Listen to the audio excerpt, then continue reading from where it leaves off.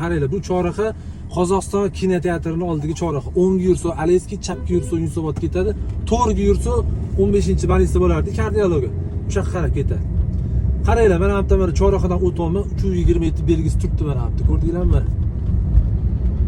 Shu belgi o'rnatilgan shu yerda. Endi qaranglar. Endi bu yerda o'ng qo'lda mashinalar to'xtab turishibdi. Shu yerda shtraf keldi-da endi bizga. Mana bu yerda ko'cha bor ekan, mana.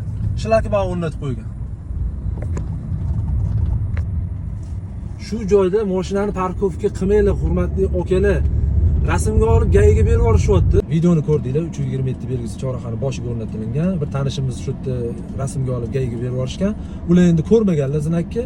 Yo'lni chetida ham, yana bir narsani aytib o'tib ketdik. Yo'lni chetida mashinani to'xtatayotganinglarda ham yo'l bilan parallelni to'xtatish kerak. Kassiyokni to'xtatish kerak emas. Mumkin emas bunaqa qo'yish mashinani. Endi bu joyda zinak bor, to'xtash mumkin emas ekan. Shlakmaunli ko'chani ham ko'rsatib ketdim. Shlakmaun qo'yib qo'yishdi. U ko'chani nari yog'i yopiq ekan, u yoqdan chiqib ketib bo'lmas ekan.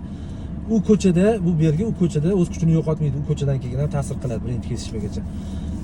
Ehtiyot bo'linglar, yo'lda mashinani parkovka qilayotganda, yo'lda harakatlanayotganda, yo'l harakat qoidasiga amal qilinglar, hurmatli akalar. Yo'linglar bexatar bo'lsin.